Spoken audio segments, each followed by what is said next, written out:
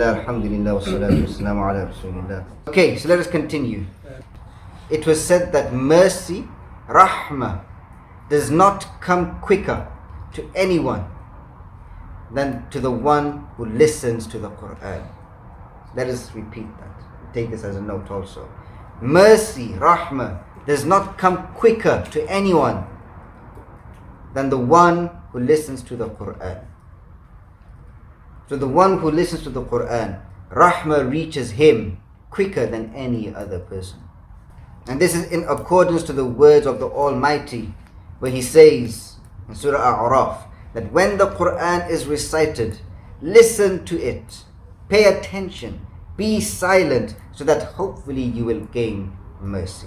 The word hopefully in this ayah refers to that Allah makes it a duty upon Himself to send you His mercy. So لَعَلَّكُمْ تُرْحَمُونَ, perhaps you may receive mercy. In this case, it is almost like a definite. Allah is saying that I will give you the mercy. So that's لَعَلَّكُمْ تُفْلِحُونَ, for example. Allah says in some places that perhaps you may be successful. Allah is saying that we will make you successful in these ayats. And so again, mercy does not come quicker to anyone than to the one who listens to the Qur'an. So for example, let's say you feel as though you haven't done enough today, maybe. What's a very easy way to earn the mercy of Allah? Listen to the Qur'an. It's not recite, listen to the Qur'an. So imagine when you're standing for Salatul Fajr and for Salatul Maghrib. No, listens. Listen. Imagine the one who's standing for Salatul Fajr and Maghrib and Isha, and the Qur'an is being recited, but his thoughts is everywhere else, and he's not trying to pay attention, not realizing that if he just tries to focus on the letters, on the words of the Imam, Rahmah will reach him. Rahmah will reach him. And as our ulama have explained, the first sign of Rahmah in your life is that Allah allows you to start understanding the Qur'an. When you start understanding the Qur'an, it's a sign that Allah has had rahmah upon you. Allahu Akbar.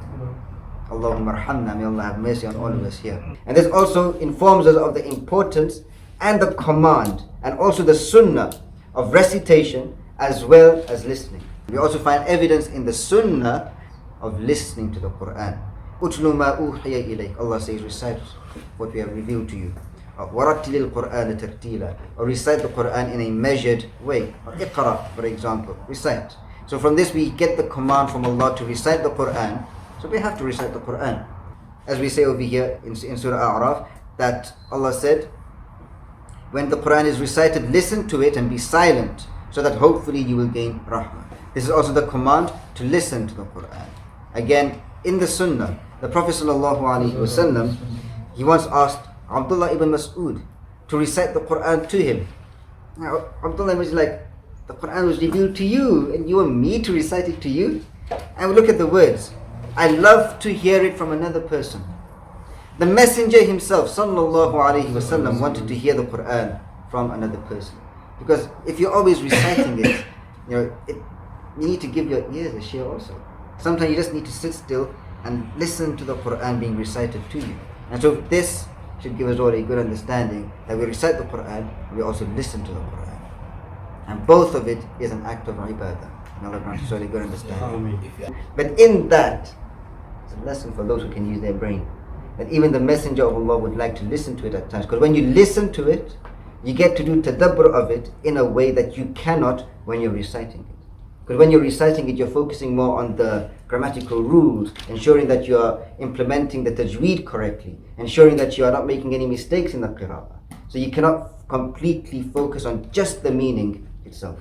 May Allah grant us all a good understanding. And so this teaches us both. We have to do both. You have to recite the Qur'an secretly and also loud. And also you have to listen to the Qur'an. You have to do all three if you want the Qur'an to come to you in its entirety. May Allah grant us all the ability to do that. And especially, the ayat that we've memorized so far and studied so far, Surah Anbiya and Surah Furqan. Find a good reciter that you enjoy and listen at times. The way they recite it, it can sometimes give you an even deeper understanding. When you're listening to it, you're not doing anything and you're just doing tadabbur over the words. Because you're not reciting it yourself, you can actually pay more attention just to listening to it and to do tadabbur, to meditate over and to ponder over it. And sometimes you find that Allah, He opens doors in your mind, allowing you to attain more hikmah and more lessons from it. May Allah grant us all sound knowledge and a good understanding.